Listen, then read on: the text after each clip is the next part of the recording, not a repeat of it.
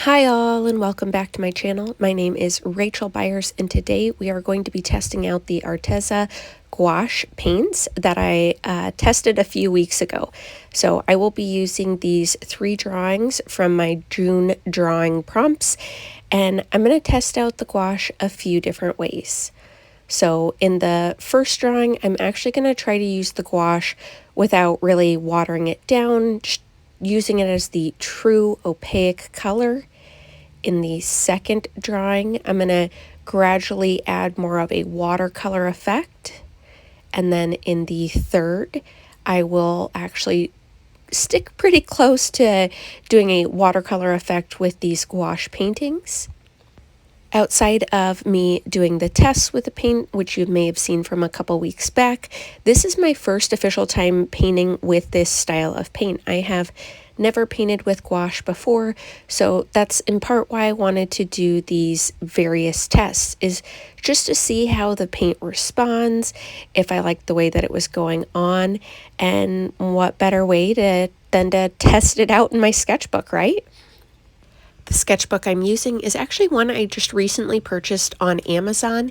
It had a bunch of very good reviews, and I always like trying out new papers, and I like the hardbound sketchbooks. So I will make sure that I link all of the products that I'm using, the sketchbook, these Arteza paint set that I bought, as well as the brushes in the description box below in case you would also like to try out these same products. The drawing I'm working on is actually from 2 of the drawing prompts from the list I created for June. If you want to draw along with me, that list is out on my Instagram account. I will make sure to note that here as well. And so I decided to combine the treasure and the octopus prompt into a single prompt and came up with this fun little drawing. As I was working on this first drawing and adding in the paint, I came to find out that the gouache paint dries super fast. I'd been working on the head and then went over to pull some color onto a tentacle and came back to blend the head a little bit more, and that paint was already dry, which is great, but it just kind of reinforces why I wanted to run through a few options through my sketchbook before I tried doing something more official with the gouache, just because I wasn't sure how it was going to respond. And had I not done these fun little tests, I wouldn't have known that it was going to dry that quick. So it just gives me a different perspective when I'm working on other pieces with this paint. I mentioned this in the original test where I was checking opacity of these paints and what their colors were like straight out of the tube, but I am very impressed with how little of the actual gouache paints that you need in order to have good coverage. I'm using a very minimal amount of paint, and even then these are very opaque and I'm getting very strong colors.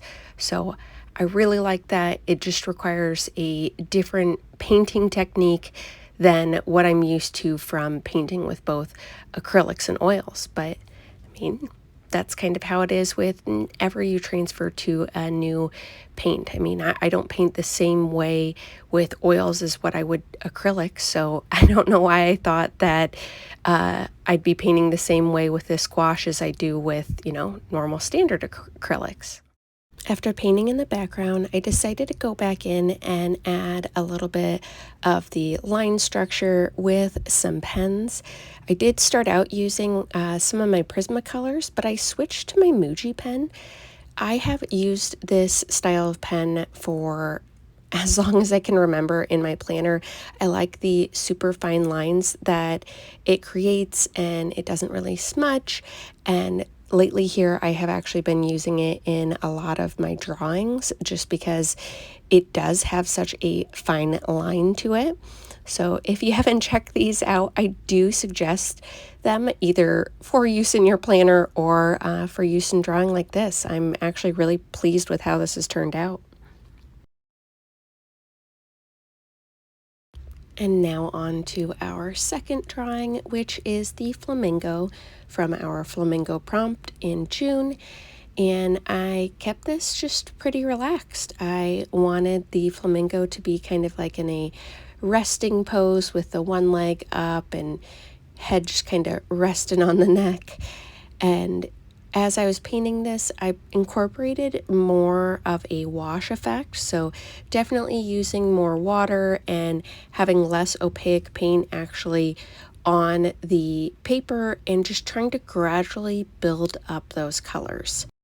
The base color is done mainly in that light apricot, just very light washes across the whole flamingo just for some overall color. And then in the upper layers, I gradually begin to add in some of the peach red to the light apricot, just to give that color a little bit more vibrance. As I begin to develop the shadows and the highlights of this flamingo, I'm coming to realize that I really enjoy this style of painting. I have not painted with watercolors since high school. I may have done it in college, but honestly, it's been a really, really long time since I have painted with watercolors.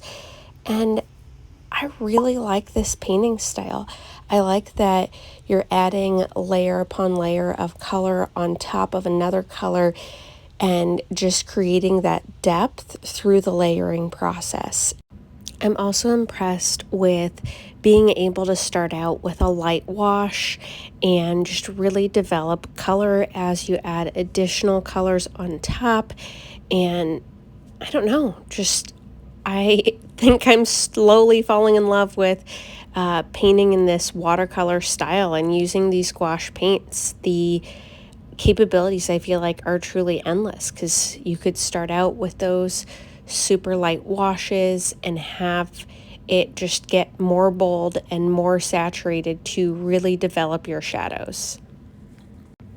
In this drawing, I ended up deciding to once again use my Muji pen to just add in a couple of those finer line details that I wanted around the eyes and on the beak, just to lightly accentuate the fine feathers and the fine details without chancing the paint globbing up, since, you know, it's not something that I'm used to as of yet as far as for painting.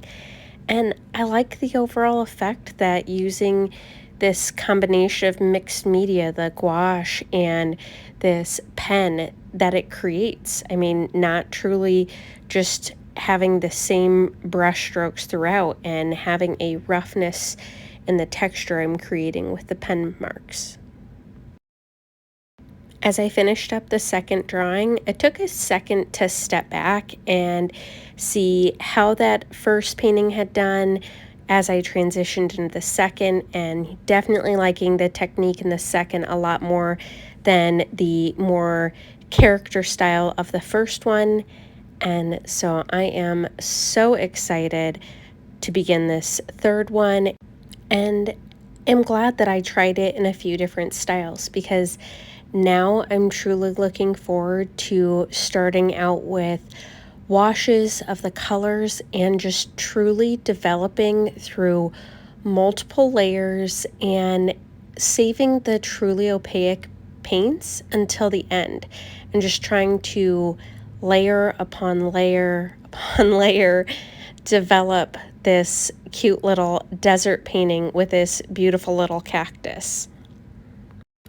This drawing, as with the others, is also inspired from my drawing prompt list that I was doing for June, and I combined 3 of the drawing prompts for this one. So it is the cactus, mountains, and desert drawing prompts.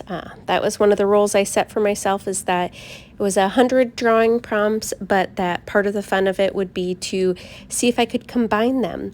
And I was really inspired to do a desert scene with some mountains, as my husband and I have been talking about going out to Utah or just finding other truly scenic and beautiful hiking areas to enjoy and maybe do like a couples trip or something. And I will have to say that working on this piece just made me want to be able to go hiking in the desert or amongst the mountains, so that way I could be taking my own reference photos. I think this is a reference from an image on unsplash.com, which has a bunch of really amazing photos by some extremely talented photographers. Now, I don't want to lie and say that I loved this process all the way through. The flamingo, I loved it from the get-go. I really enjoyed developing those colors. But when I started on this desert piece, as I was working to just really layer upon layer the different colors and work to develop the scene that way, at first I absolutely hated it. Like, I loved the background color I chose. I loved the color of the mountains and the color of the cactus, but the foreground and like the desert floor, I was mortified to show you guys. I am glad that in the end I actually truly did enjoy this piece, and I look back at it since it's in my sketchbook quite frequently as a great learning experience. But yeah, at first I contemplated just not even showing you guys this, and yeah, we've all been there. We've all had those times where we're not impressed, and I feel like, you know, sometimes you have to just like push through that and see what happens, because had I given up, I would have never completed this piece and never been so truly proud of myself for starting out in a new medium. I mean, this is the now third time I've painted with gouache, if you consider the previous two paintings you've seen in this video my other two times. And yeah, we got to give ourselves a little bit of grace. This moment right here is actually one of the turning points of when I started actually thinking that I might end up liking this painting. There was something so satisfying about painting in those ridges and having that variation of the colors, since this is a dark bluish green color that I have as the different lines up this cactus. And this was the pivotal moment that just really changed my mindset on whether or not I was going to be proud of my piece when I had completed it. Anybody else have items or things or little quirks that when they're working on an art piece that they just truly enjoy? Like for me, drawing in those finer details, or like if I'm sketching in my sketchbook, I love sharpening pencils. The sound of sharpening pencils is just a super satisfying sound, and I don't know, I guess drawing lines for me is also just one of those really satisfying things. After drawing in the pretty uniform lines, I wanted to make sure that the rest of the background wasn't just quite as uniform. So there was something really satisfying about just like smushing my brush into my sketchbook to develop some color onto the actual foreground and into the desert, but without it having being like consistent marks. In the reference photo that I was looking at, there was this little bush that had these little branches and teeny tiny leaves located in the very foreground of the photo, but I didn't want that to be something that was going to overpower the rest of it. So I ended up making the branches in a very light gray blue so that they would be there if you were looking at them, but it wasn't the first thing that you noticed. I wanted that cactus and the mountains to really be the focal point of this piece. And gradually I begin to add in some of the darker values into that background so that way the very opaque colors used on that cactus don't become a standalone focal point. I obviously wanted the cactus to be the main focal point of this image, but I didn't want it to be that everything else would get so lost. And then I made a rookie mistake. A telemarketer called and I didn't even think to look at my phone to make sure it was still recording. So sadly, that footage is not there.